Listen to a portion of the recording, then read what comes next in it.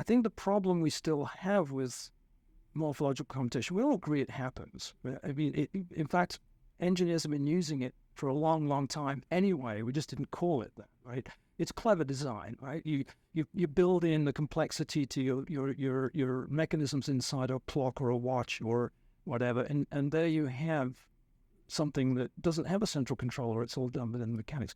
So we've been doing it for a very long time. But I think as it started to consolidate, the world of computer science was thinking in that way quite a lot. Engineering pure engineering was not thinking that way very much.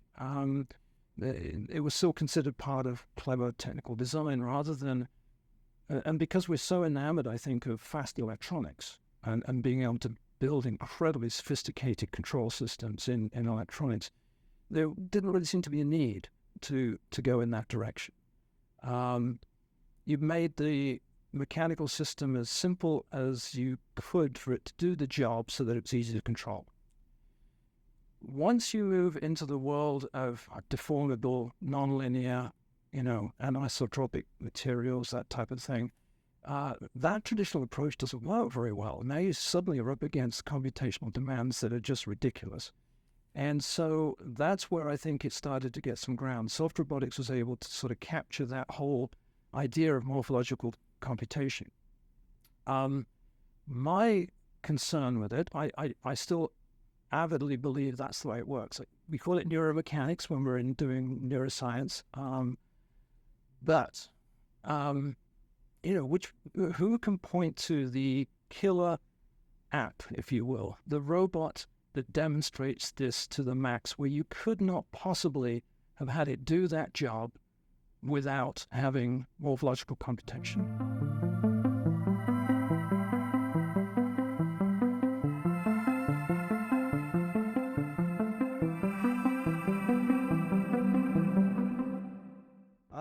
I think of myself as a scientist with some engineering tendencies. So I'm not formally trained as an engineer, but I love engineering, and I think that it's probably something that I've done since I was a very young child. So I think very much like an engineer, but my profession has always been science, and they're not always the same thing. And we can certainly talk about some of those differences if you're interested. Well, what's the differences? Maybe quickly. Well, I think that scientists are always delving into the unknown, and they're perfectly comfortable with asking questions and not knowing the answers. Engineers are not in that luxurious position, although they are trying to do new things and adapt the way they do things and create things. They don't have the luxury of not having answers. They have to have a way to do it. You don't want an engineer who says, well, I think this bridge might work. That's not an acceptable thing to do. And research engineers, of course, are always, even though they are more like a scientist and they're going into areas where we don't have the answers, they're still being driven by finding an answer, and it doesn't necessarily have to lead to new truths, right? It doesn't have to. It just needs to be a good, better, more efficient, novel way of doing something. So scientists are tending to work in a world of questions and unknowns in a way that I think is a little uncomfortable for some engineers. That's right. Maybe I want to go for the first thing you did, I think, in soft robotics in 2007, the tobacco hornworm. If you can tell me the story, why did you choose the tobacco hornworm as maybe an inspiration here? I think it's early at the beginning of the field of robotics. Can you get us back to time, the state of the field? Why did you choose that alongside your colleague at this time to study and also design the soft robot inspired by? Absolutely. So, as with many things in pursuing a science or an engineering career, you don't plan it all out. Sometimes, in retrospect, it looks as if you plan to do what you've done because there's a logical series, but it's ahead of time you don't know it. So I'm actually a neuroscientist, right? I study the way nervous systems work and the way they control bodies. And I chose to use invertebrates to do that. and in particular insects. So I had, long before I started doing any sort of robotics work, my primary career, I think, was in studying the way nerve signal, the way sensory information comes into a nervous system and the way that can control the body. But I'd always had in the background of my my thinking that it helps to be able to build something in order to be able to understand it better. Because once you try to build it, you realize all of the things that you failed to think about when you were studying the thing. So I've always had a little bit of a tendency to say, okay, how can we make something like this? So we were studying the caterpillar for a variety of reasons. It seems like a very strange thing to study. It's a little obscure. But it turns out that it's got huge technical advantages, right? We can isolate the nervous system and keep it alive. We can record from neurons very, very easily. We can identify them. Its entire anatomy has been well mapped out. We know all the muscles. There are 2,000 muscles in a caterpillar. There's 10 times what we have in our body. So they're a fascinating creature. And we were primarily interested in using those technical advantages to study the way the nervous system functions. Now, it's only really worth studying a nervous system if you're interested in the peculiar things that nervous systems do, rather than using the nervous system to understand how liver cells function. You study the brain because it does unique things that brains do. And the more we were studying the details of the biochemistry and the synaptic connections in the nervous system, the more we had to sort of stand back and say, okay, what does this mean for behavior? So behavior is something that really is tied to the way nervous systems function. And the more we looked at it, as we looking at motor control and sensory input, we were going, I don't really understand how this thing gets around in the world. How does this caterpillar actually feel? What does it sense? What does it need to sense? And how does it control its body?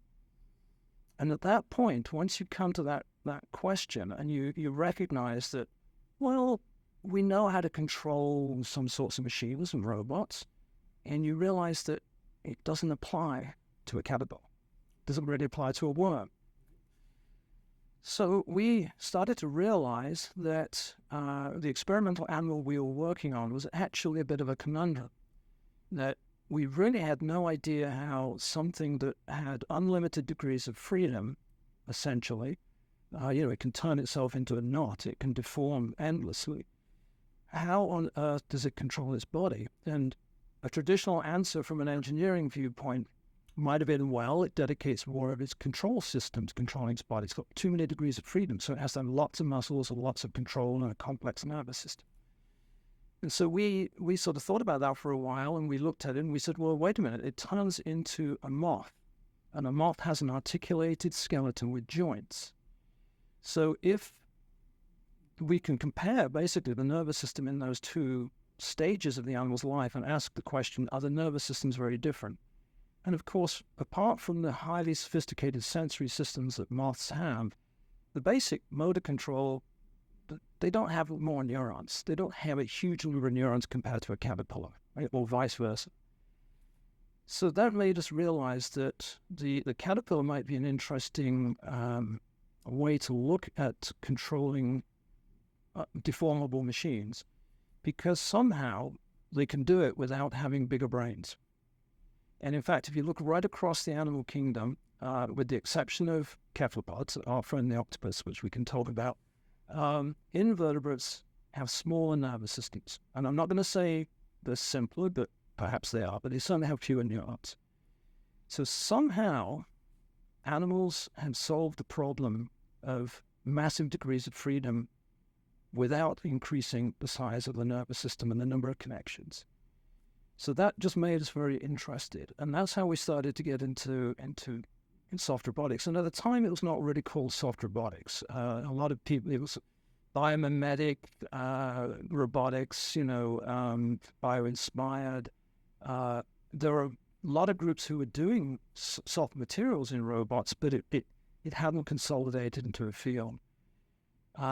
But we realized that by studying the caterpillar, we might be able to actually provide some insights for how to engineer some deformable machines.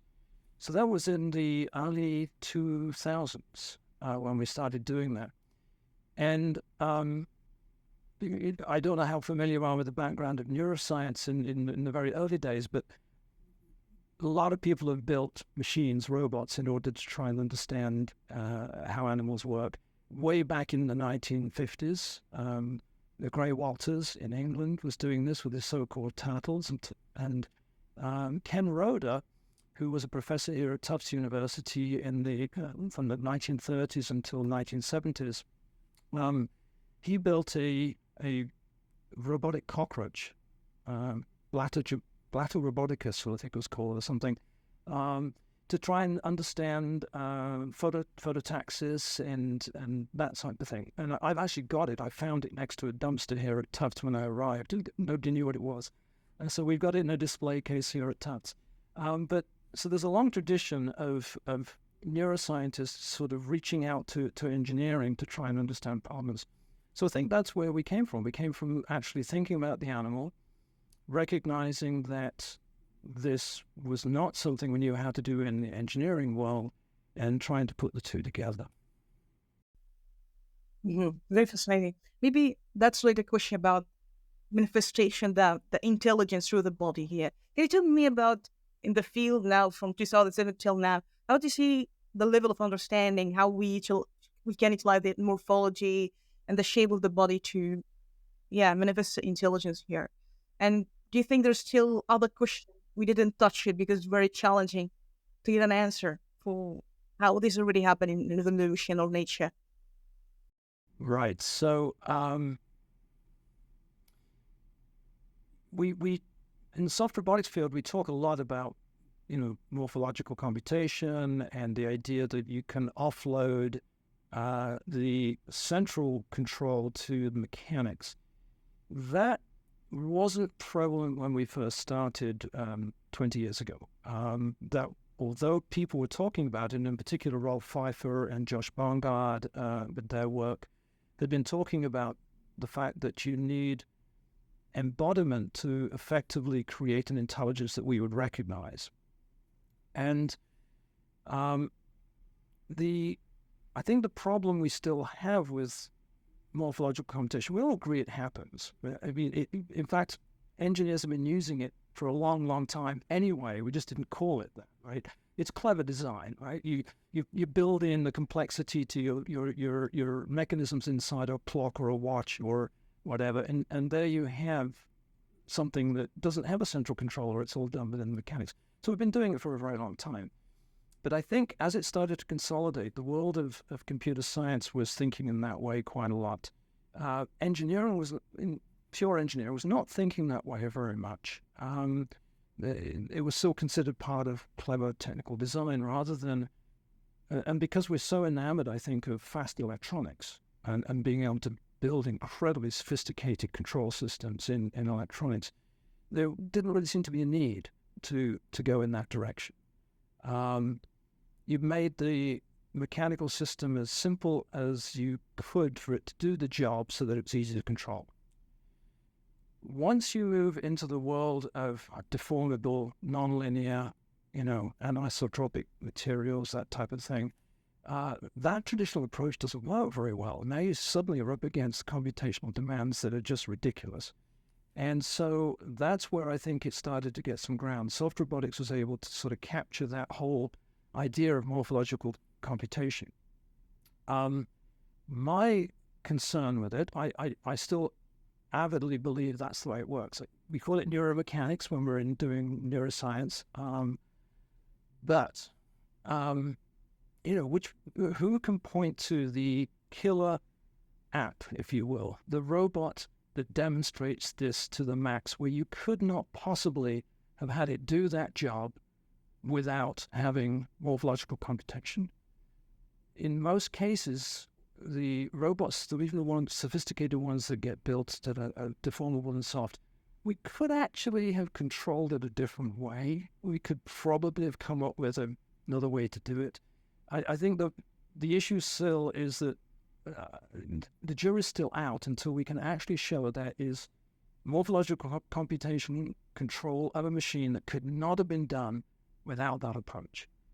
that's the best. It really it's the winner, and I think we're not quite there yet. I mean, I hope that from this podcast, perhaps people can throw me lots of examples and say, "Oh, we think this is a good example of this one," and there are lovely sophisticated models, reservoir computing and all sorts of things where you could replicate central pattern generator approaches without having a central pattern generator. A lot of that's been done, but what I want to see is a robot that can walk around in a complex world using these concepts and principles. And I think we're still another way off yet. We haven't got that. Interesting. Maybe before going to this point, I just want to ask you if there's any other point as criticism for the field, because I think maybe sometimes you mentioned, I think excellent point, but I think that following the trend and not focusing on the practicality or maybe the most important question. Do you see is this point happening in the field now? I'm asking this question because maybe you can answer this part. Do you see that, or do you have any kind of critique for any approaches also? Sorry, of soft robotics not having directly shown applications. Is that what you're thinking here? Well, that's one thing, and also maybe in general, do you see any points? Because I think also, given your role and as editor-in-chief for Soft Robotics, you encounter a lot of ideas. And maybe I'm going to ask you this question, because I really like the point you said here. It's like controlling what kind of ideas just could be transferred for the public or also general people also to listen to it. But I feel, how do you control the ideas? It's like, oh, this is not working, this is not really interesting, and this is interesting. I like this because I think, I just want to know how you think about that when someone gives you this idea and you said, no, this is not really interesting, and they push back and you say, no, it's not interesting. Yeah. So I actually I'm very, very unlikely to ever say something is not worth thinking about or say no. I think that it's extremely important to be really open and willing to extend into many, many different domains. I think that's really, really important for the type of engineering that we're talking about.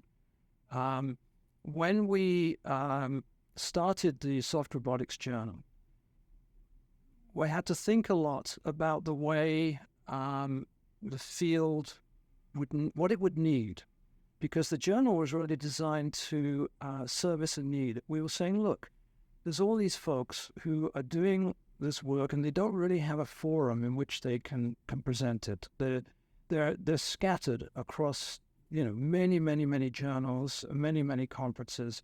They're in biology, they're in computer science, etc. So we sat down and we said, okay, what do we think the field will need to move forward? And it was a way of gathering our arms around all the different ideas, even though they were not necessarily roboticists. Okay, so we started out, and I may be getting the numbers wrong here, but I think we had either 5 or 6 fields that we wanted to cover. Computer science being an important one, partly because the idea of morphological computation was really, really strongly in that field as well. Materials science, absolutely. Soft robotics is expanding the toolbox of materials available to engineers, right? From basically rigid things that we can use rigid mechanics to just about every material that you can imagine, including biological ones, right? Proteins and fats and things. So we needed material science, computer science. We needed traditional roboticists. I mean, absolutely, and we needed control theory. And the other big area that I wanted in there was biology. And that's obviously because of my bias, but I wanted to make sure that by starting the journal and maintaining a position with the journal and keeping it going, is that we could help to incorporate and cross over some of the biology into engineering and vice versa.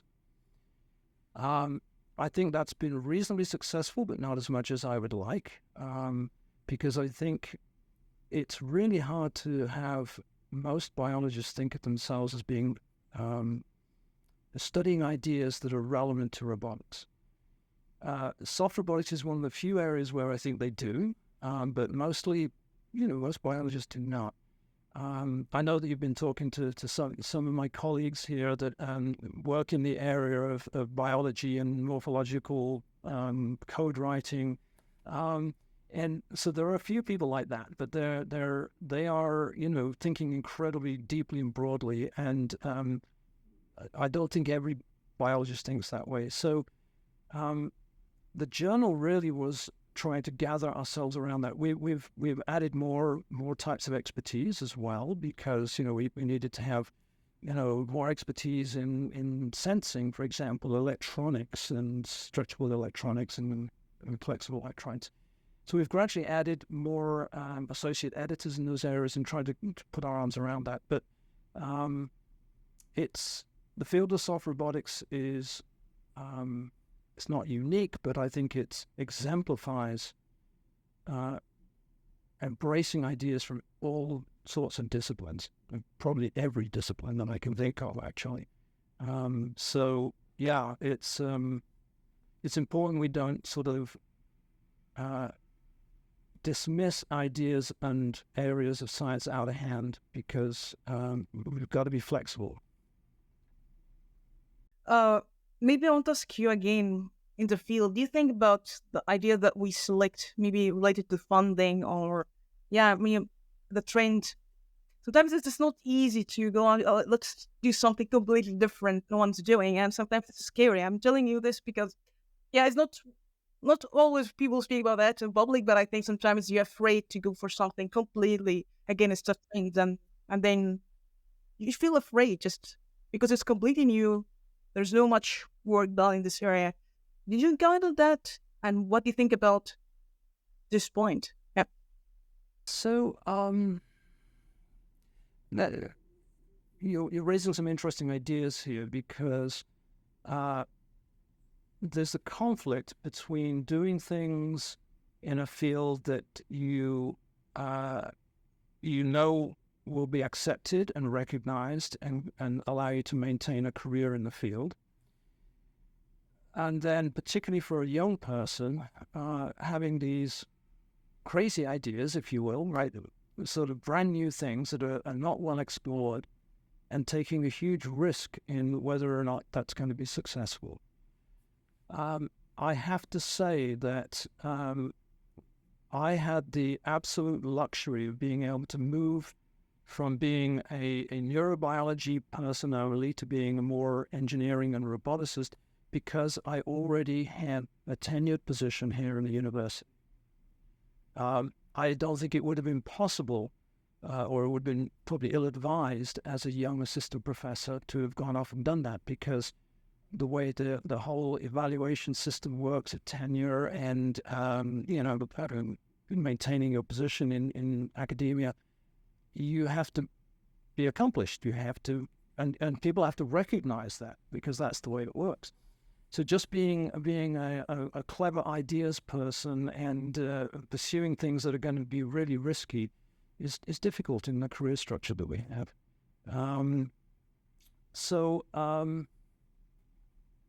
I guess what I'm saying is that it's incumbent on established people, certainly people who feel secure in their positions, to take big risks, and to take big risks on supporting junior people in the field. I have to say, I have benefited enormously from all of the people that have come to my lab, because, most of what has been really fun and exciting that's been in my lab has been from the people that joined my lab, not from me. I can throw out ideas all the time, but they're not going to land all the time. But the people in the lab are the ones that push things forward and say, hey, I really want to build a robot out of foam. Why? Let's talk about it. Let's go there. So I think what we need is for our senior personnel to be really open to that, to support younger people being able to pursue these new ideas, and pioneer them together. I think that's probably the solution we have, because it's risky. Another thought occurs to me in terms of the history of the field, though, and I hope I'm not going too far off, but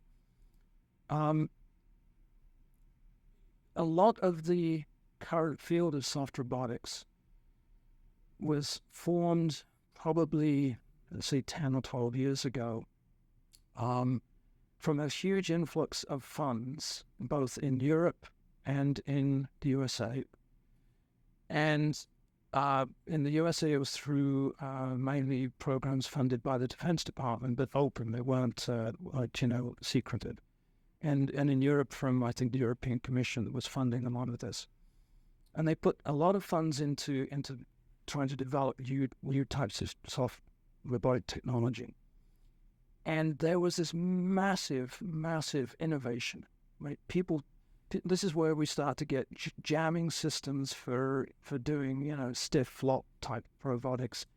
We get clever types of pneumatic systems and new nets, and things that can move in incredibly complicated ways just because of the way the pressure is distributed. Had people building, actuators that were really just little explosion machines, to make the robots jump and move around. We had the different types of actuators, shape memory alloys, and twisted strings, and electronic polymers. We had this massive sort of innovation because the whole plane of ideas was open. It hadn't been explored before, so it was easy to start to fill up with novel ideas. And what has happened since then, I think, is that there have been far fewer jumps forward, and that's inevitable, right? It's easy to come up with all the new ideas when nobody's ever done this stuff before. Everything's novel, everything's fun, everything's interesting, and you can explore it. I think we're at the phase now in the field of soft robotics where we're starting to figure out what works, what doesn't, what's a good plan, what's the details. I mean, it starts to come down to really, really good engineering, right? So you can make something blow up and twist. How are we going to use that? What are the limitations? How do we make it better? How do we apply it to a particular circumstance? So now we're down in the nitty-gritty details, which can be a little frustrating to some of us in the field who want to see the next big paradigm shift. Right? We want to see where's the next really, really cool idea. Whereas a lot of what's being done now is the hard work of making good engineering. So I think we've moved to a slightly different phase, and it's going to take really, really creative people to sort of make those new paradigm shifts and come up with something completely different. I hope that happens. It's going to be less common than it was, in my opinion. Although there's more people in the field.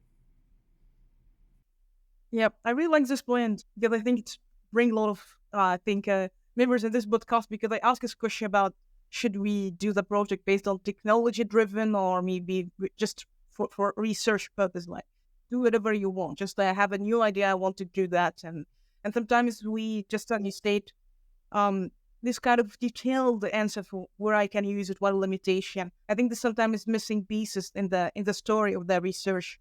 Can I ask you, do you think this is everyone should consider that, or in the general scene of the progress of the field, do you think we should mostly focus on the technology-driven part as a product or just research? Because I think there is there is no definite answer here, but I'm just curious, thanks to your view, I think, again, for the journal, because I think that's the way we have the peer review system here. When you look for the ideas, you can discern this idea potentially could really was the peer review and longer process. You know what I mean?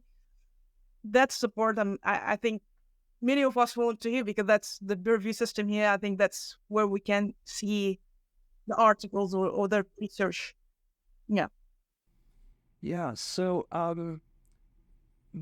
as you said, there is not a simple answer to this, because the two things have to go hand in hand at some point. Where we have to have a little bit of both of these: the ideas pushing forward and exploring, and then the applications and development of that technology.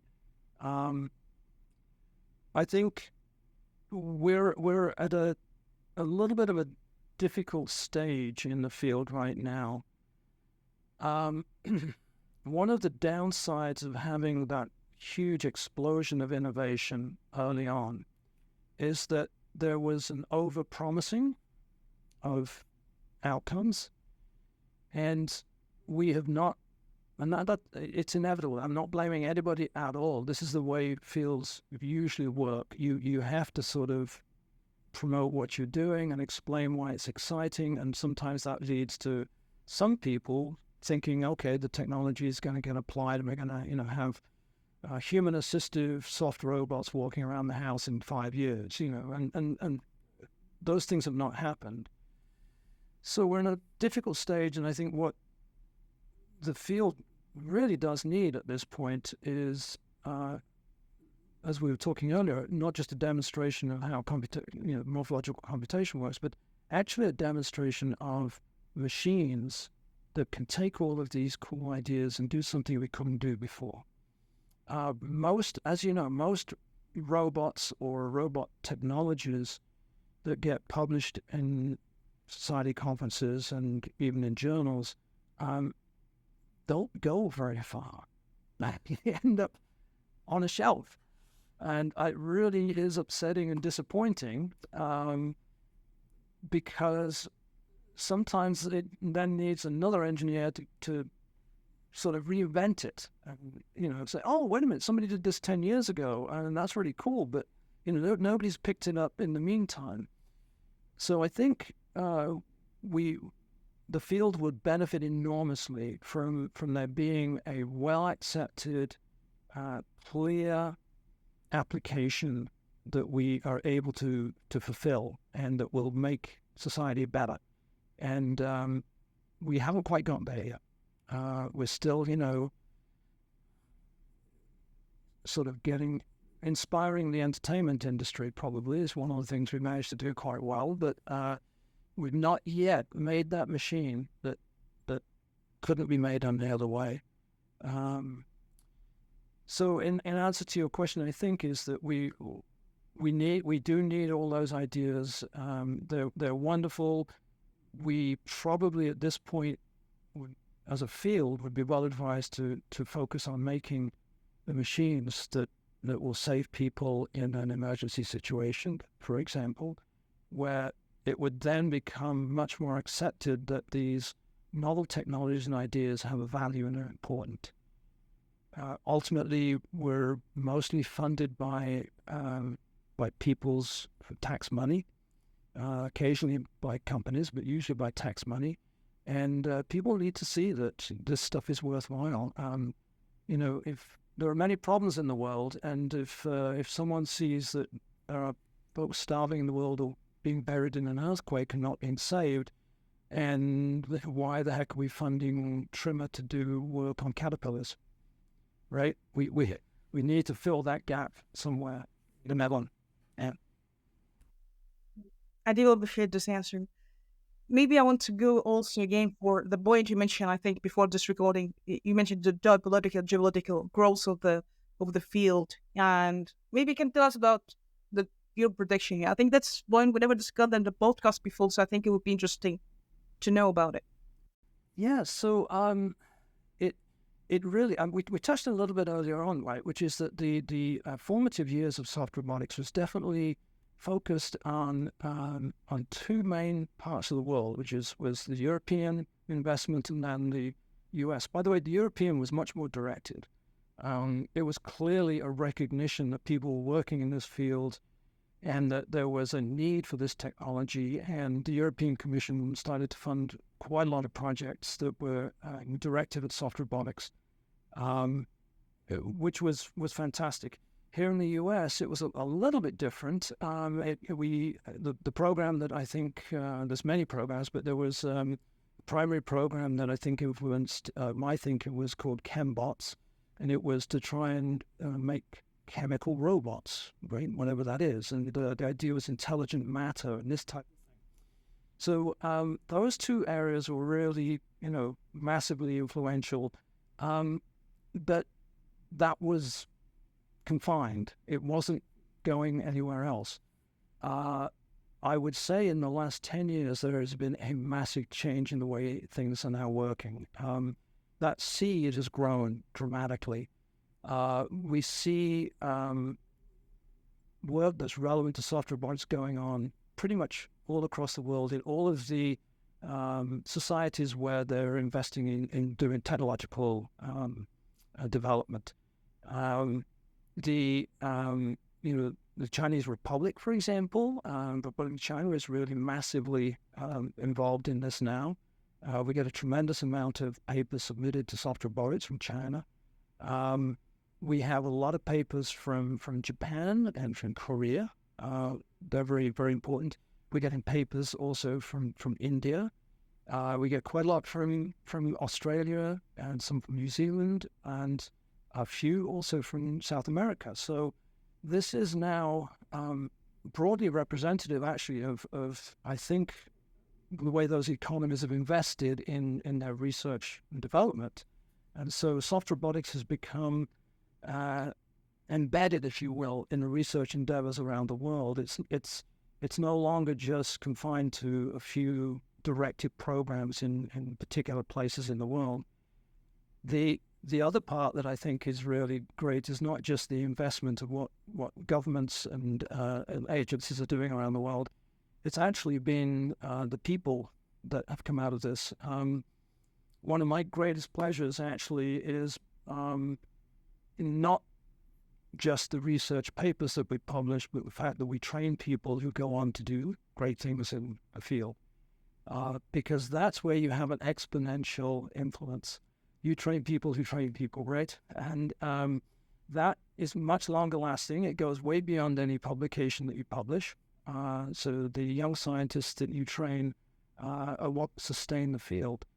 And it's been a great pleasure to me to see people who were, originally either graduate students or postdocs who imparted that early development of the field, who are now established their own laboratories and are training their own PhD and master's students and also undergraduates, and they have spread through the world. So a lot of folks came to the US and to Europe, and then moved back to their homelands and established their own labs away from Europe and America.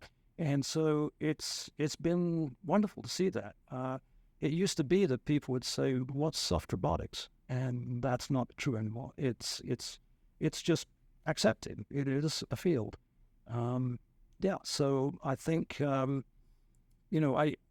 don't have any great insights into the way in which governments have operated to do this. I think that they tend to be very driven by what they think is going to be an advantage or what is going to be useful. But it's been an interesting journey. It really has. Interesting. Maybe I want to ask you about the killer application because I think you already discussed that. But when you look to the current companies, I think few of them deploying the soft pneumatic actuator like soft robotic aim. We had George Whiteside and he was speaking about that. What do you think about the use cases that could be feasible now besides what you already witnessed in the market? So as usual, right, there's going to be different energy barriers that you have to get over in order to get to be a marketable machine. We all know the stories about companies like iRobot that set out to develop something quite different from what they ended up doing. Right? The barriers to breaking through the market with a new technology are enormous, and then in addition to that, there's the barriers in different fields. For example, safety. So the medical field is a really tough one to even start to innovate in because it's going to be highly regulated for very good reason. We want this to be safe, mature technology that doesn't have unintended consequences. Space exploration is another one, right? You don't want people in a space capsule with an unpredictable piece of technology. So the question really comes down to where are things going to go? Where are the barriers to the technology being accepted the lowest and the easiest to adopt? And it's a risk-reward thing. There's some industries where the barriers are quite low, and the rewards are really high, that are ones we don't normally think about very much anyway. And I don't want to get into it too much, but there is a lot of interest in personal robots for the sex industry. Now, that's not something that we as engineers want to be thinking about very much necessarily, particularly if we're inventing this stuff. But that has already reached a point where there's so much money in the field. The risk in terms of things going wrong is not that high, and so the barriers are quite low. And so that has taken off in a big way, and it's kind of over there somewhere. The areas that I think we are more likely to see something that really benefits humankind in a much more interesting way would be in the area of search robots. Putting things in space would be great. Medical would be really good.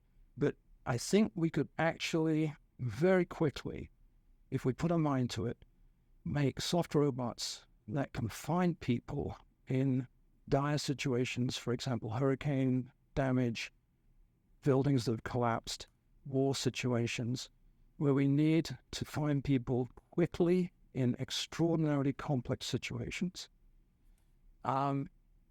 Right now, our traditional robots have been terrible at that. I don't think there's an example of a traditional robot saving somebody in that situation. Those robots are also extraordinarily expensive. So they're not available to most people in the world, and there's very few of them. So imagine a disaster situation in an island community. People are buried. There's been an earthquake. It doesn't help to have a $6 million humanoid robot that can open valves and drive cars. It doesn't help us, right?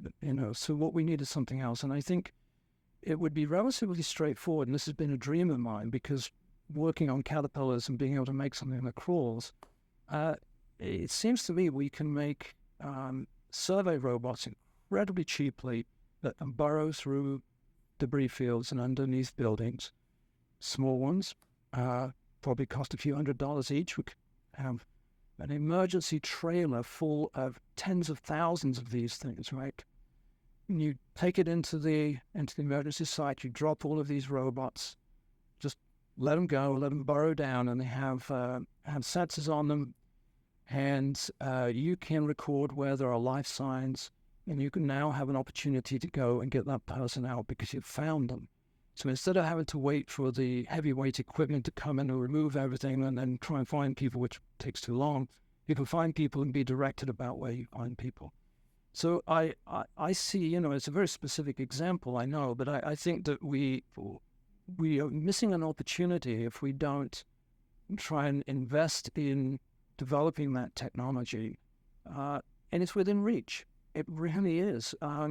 It's not that complicated. This is not what I would call rocket science in the traditional, colloquial way of thinking about things. This doesn't need us to have completely new technology that's not yet invented. I actually think we can do it with the technology we currently have. We just need to engineer the heck out of what we have, and I think we can do it. So, imagine that. We could do that. We could do that within 5 years if there was enough investment in that. I really like this slide so much because I think we had a recent series in humanoid robot. I think one of the question, because multiple companies are already investing in humanoid robot, and that was strange why everyone is focused on humanoid robot, which is very expensive, not practical situation, as you mentioned. I think that's interesting part about the investment, even in industry, that one person can say that will be the thing is, and maybe it's not feasible, as you say, in certain situation. And I can imagine the scenario you're explaining here, the low cost, practical, safe, and this kind of things, but it seems it's not the case. And I don't know. Yeah, I don't know what the barriers are. I suspect that they're economic at some point, in that it would need someone to directly say, I'm going to fund that because I think that's going to be a useful thing to do. But just having it as, that idea being one that is distributed across lots and lots of research agencies around the world when we're all doing our little parts of it, It's not the same thing as let's make this thing. Let's make this robot. So yeah, it's. I think it'll happen. I think that people will start to recognize that we need to do this, and that it actually will be beneficial in lots of ways. This is one of the huge things about soft robots, right? Is that they could potentially be made and manufactured really, really efficiently and cheaply, and be effectively disposable. When we first were trying to get funding to explore the idea of soft robotics, one of the applications we talked about was minefields. How do you serve a minefield safely and cheaply? And we suggested that you have a big canister full of little tiny soft robots.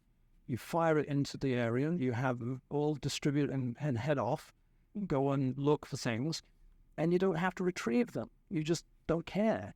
Right? So they tell you where they detect the sign of the explosives, and now you've got a little map where the mines are.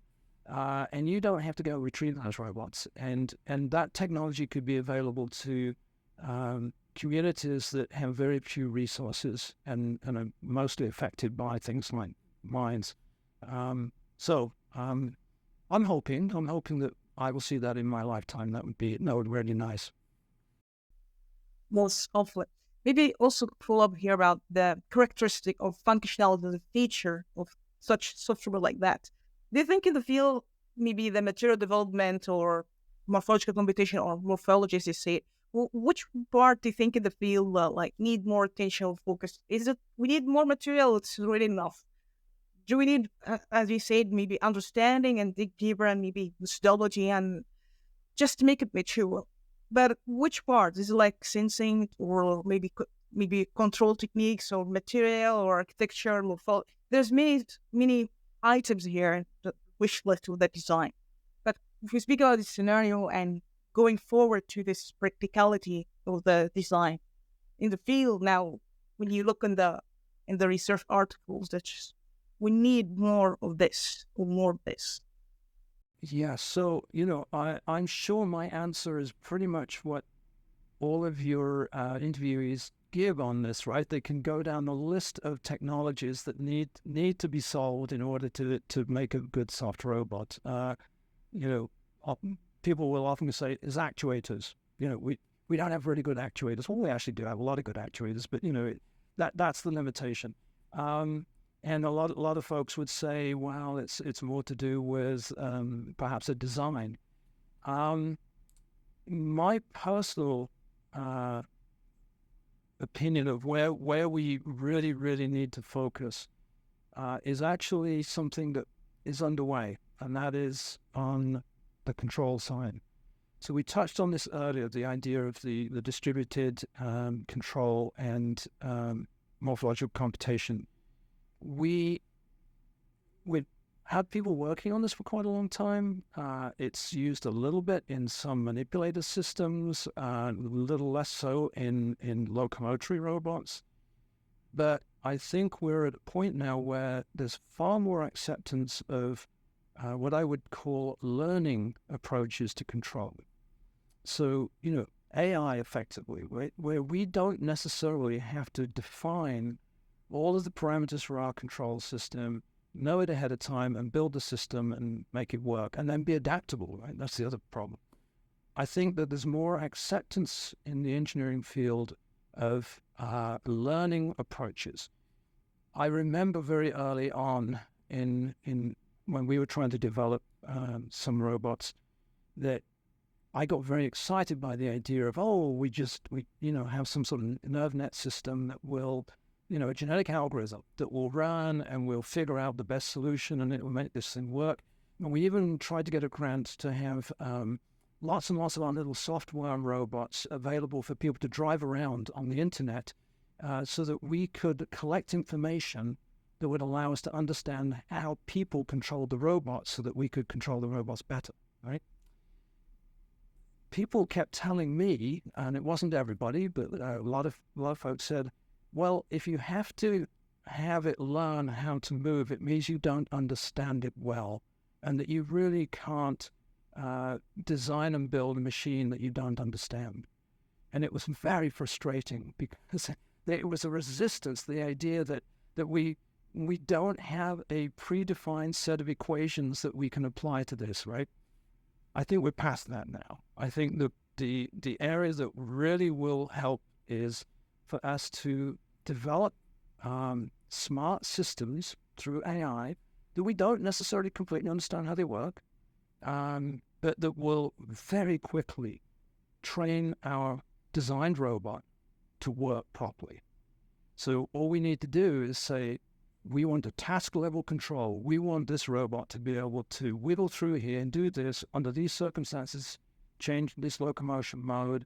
If it encounters a wall, it needs to be able to get out of that situation. It needs to be able to do this under these circumstances. They're my criteria. I don't care how it does it. Give me a control system.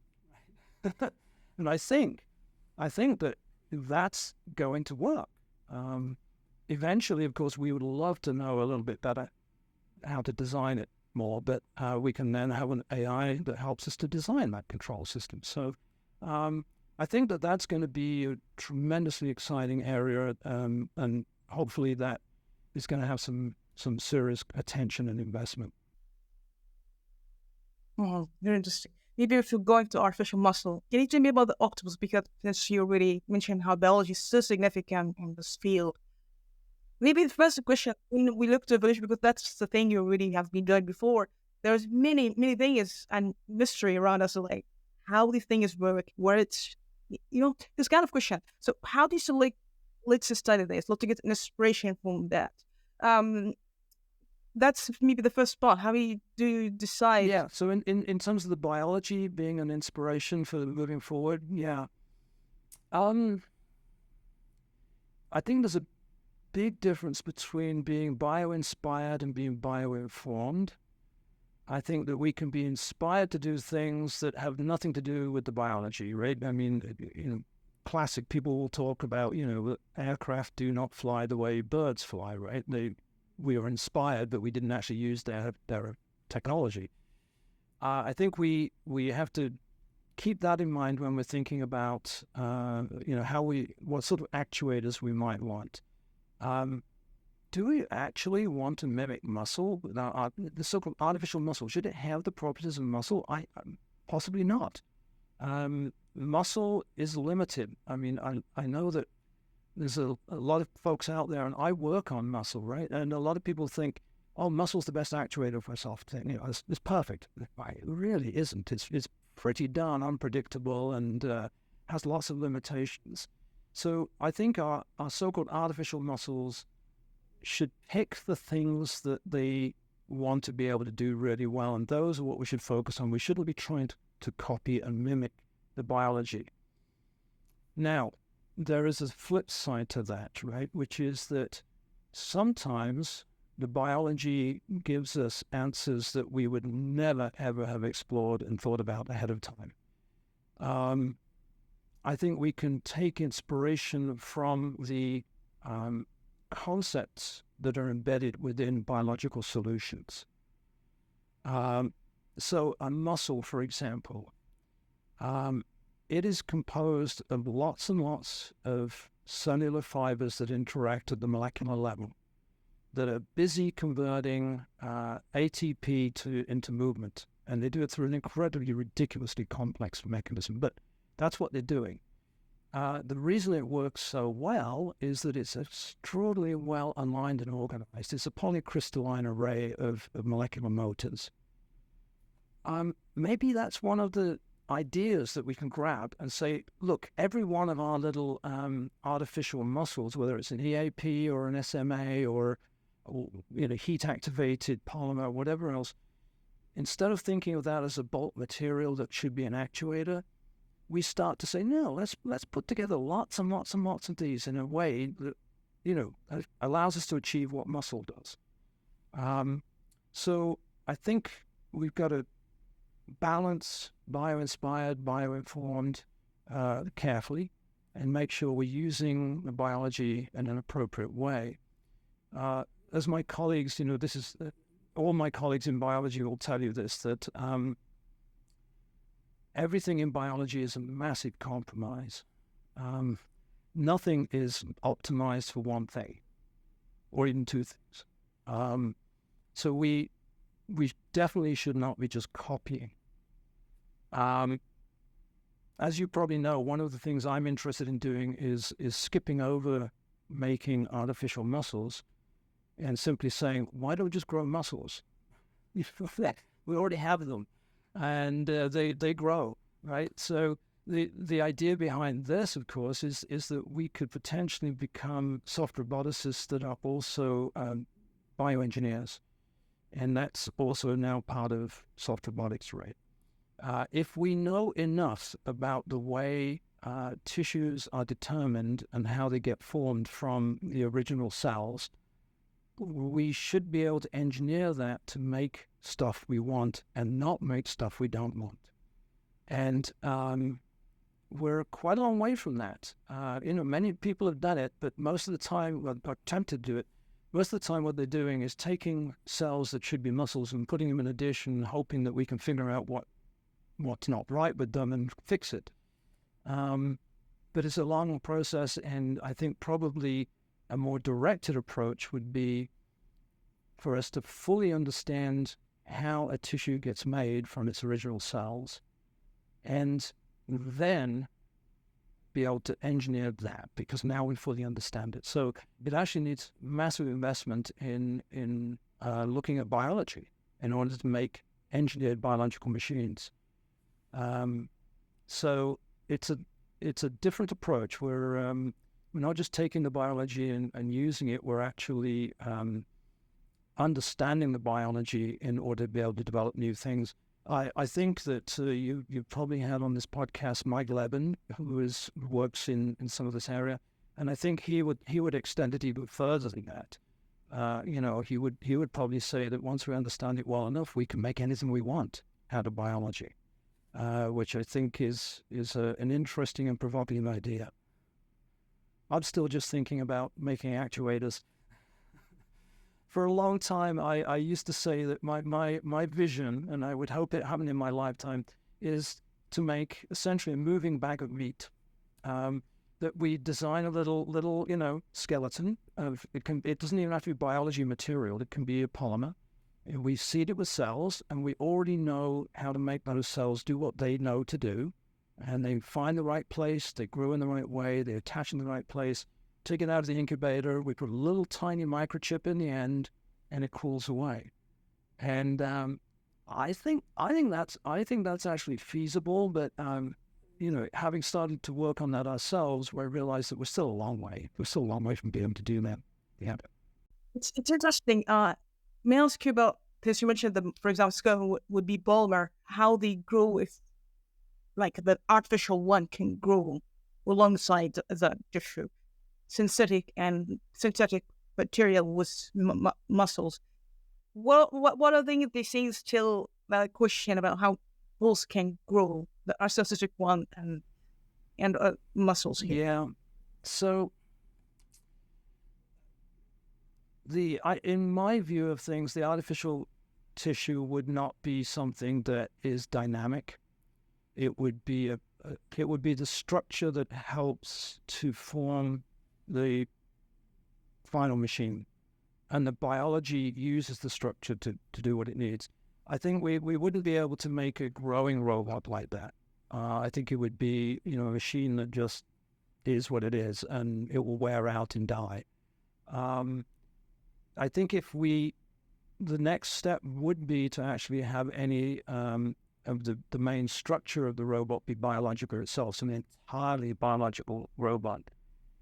I think that's feasible. I think we would still probably put some artificial materials in there because, we can, where it's necessary, where we want it to have teeth. We could have teeth made of titanium. We don't have to be constrained to the biology at that point. I would like to, though, make what I think is a really important point in the biological robotics realm. For me, and it's a personal view, but I think it's probably something we can debate. I don't think we should ever be tempted to make robots that can reproduce. I think that would lead to all sorts of ethical and just physical problems. I think we need to be in control of how many robots we have and where they are. So in the factory, we can make millions of them cheaply and they grow, but we don't want each one of those robots to be able to make another version of itself. That may not be good. The other part that even as a neurobiologist, I want to warn everyone about is we shouldn't grow brains. I don't think that's a good idea. Why? Okay, because first, I don't think we need them. Brains are actually pretty darn bad at doing neural processing compared to a microprocessor. People don't believe me, but they are. They work very well because we have, what do we have, 10 billion neurons in a brain. We have an incredibly complicated neuron system in the brain. It's big, it does all these things, but any individual part of that brain is a pretty lousy processing unit compared to modern electronics. It can only fire action potentials, pieces of information at about 100 hertz, right? So when you've got a gigahertz microprocessor, we can't keep up with that. Our nervous systems can't do that. So as long as your job of the robot is relatively straightforward, microcontroller and microprocessor is going to be much better than a living tiny brain, okay? That's my first part. The second part is ethics. I think the moment that you give something a nervous system, you are raising the whole issue, and presumably this will happen and we will get there and we'll have to deal with it anyway. But I would want people to think about it ahead of time. It becomes an entity, an agent that we have to think about in terms of other living creatures too. And we're already at the point where the octopus is receiving protection as a creature that has agency and that we think probably has some, dare I say, sentience probably. So if that's the case and we start to create artificial versions of those, we need to be very, very thoughtful about why we're doing that, and if we need to do that. So my personal view is at this point, we don't need brains. We shouldn't have reproductive systems. At some point that may change as long as we know what we're doing. This is really an excellent point and very intriguing. Maybe I want to ask you about that sentient part, because I think I asked it like Levin. I think that's what the theme of the podcast 2 weeks ago about, is it possible to design artificial sentient machine? And he was just trying to ask why we ask this question. Maybe I want to ask you the sentience part. Can you tell us the characteristic, if we have the robot, for example, and the sentient part, what does it mean? Like, if we can be maybe concrete about feature, functionality, that we say like that's it. Yeah. So with any device like this, when you give it a choice of what to do, and we need to do that for a robot to actually be useful and adaptable in a human world situation or a natural environment, it needs to be able to make choices. It can't just be pre-programmed ahead of time, right? We can't possibly predict everything that can happen. So it needs to be able to make choices. The moment it needs to be able to make choices, you get into the world of ethics and values. The car industry has got this problem with their self-driving cars. Does the AI of your car choose to run over the child that ran into the road or risk killing the 3 people on the sidewalk by avoiding them? That's an ethical decision, right? And it's one that humans do right like that, and we expect it, and we sort of make allowances for it. But when we have machines doing it, we're going to be second-guessing everything, right? Is that the right way to do it? So I think we're a little way off from that being, we're a little way off from that being a problem in our field of robotics. But the more adaptable our machines, the more capable they are, the more we're going to have to deal with issues of agency, sentience, does this machine have rights? Okay, and it's not just about whether it can feel pain. It's to do with whether or not it has become so much part of the society that to take away its rights would be an immoral thing to do. And it's getting into an area of philosophy that I am not qualified to talk about. I was looking for the review for as the teacher. You teaching the class, and everyone would say it's fantastic and amazing, but the exams are quite tough. That's what they say. That and it was interesting to see how you dedicate, and also as a teacher, what makes a good teacher also the class. Oh, yeah. Teaching always has an element of performance. There's no doubt about that. Yeah, and I don't know that. I think everybody can learn to be a good teacher, actually. I think you can learn it. Some people, though, it's more natural than others. I think the key thing for me, it may be different for others, but for me, the key thing is to recognize what the students may be struggling with and what they're thinking and where they're coming from. Because they don't realize that you were once in their position. They assume that you know all this stuff and somehow you're different from them. When in fact, I like to sort of think about it. Well, no, wait a minute. You are exactly what I was, many, many years ago. And so I can put myself in your position. And I think explaining things in a way that makes it open so that you can be a little bit vulnerable. I think another important thing is to make sure that the students feel that they have the opportunity to question. These days, the role of a teacher, and it probably has always been true, but particularly these days, the role of the teacher is not just to convey information. The information's available to everyone. My students can access everything I know. The problem is it's not organized, so I'm trying to organize it for them, but it's not conveying them information. It's conveying a way of thinking in a critical manner. And take what you're teaching people and have them be critically thinking about it and appraising it and going, is that true? Why? I don't think that can possibly be true because and questioning all the time. So they have to feel, the students need to feel that they can question. It's I don't know a formal way to make sure that that's true, that they feel that way, but I think good teachers are all able to do that. And then what you're doing is triggering people's minds to turn. You're not just dumping things into a sponge. You're actually you're inspiring thought, and that's the key thing. And part of that is getting them excited. And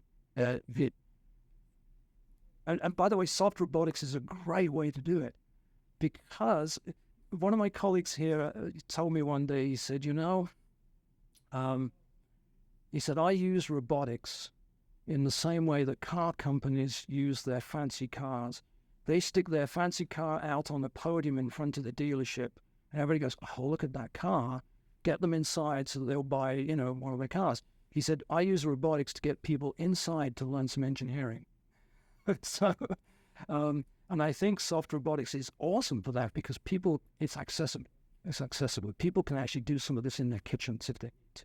And so once you've got them hooked into thinking about it, now, you teach them the hard stuff as well, and they want to do it because it's interesting to them.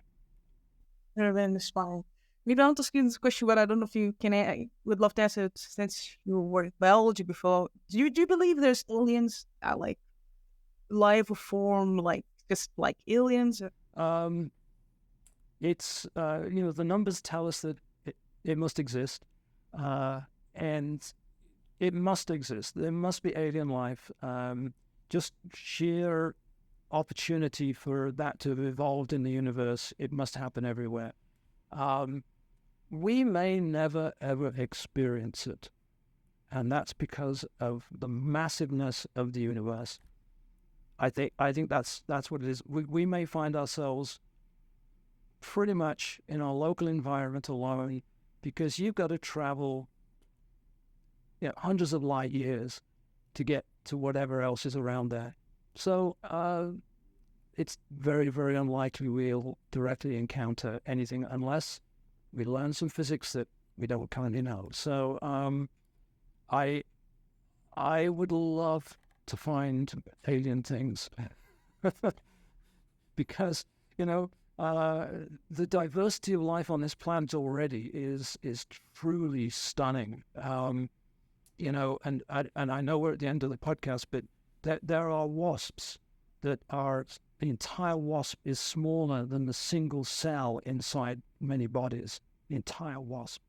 And they're so small that their neurons don't have any nuclei. They've got rid of them because they're not so small. And you think about the diversity of the biology, it's absolutely amazing. And I would just love to know what else can have evolved in another environment. That would be a lot of fun. I think it's going to remain just speculation. Maybe the final question for you: what kind of truths you would want to know in your lifetime? The truths. At the beginning of the podcast, you mentioned about the engineer of science and the truths. But for you, that you have this burning desire and clearly you're so passionate about what you do.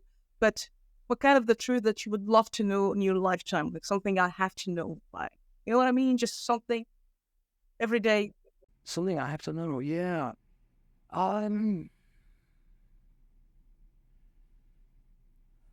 I think it's partly my stage in life. I'm wondering. I would love to know why living things have to age, and there is, to be there is really not a particular reason for that. I think it's actually selected for. I think it's a feature of living systems, but I don't think that aging and even death are inevitable outcomes of something that's alive.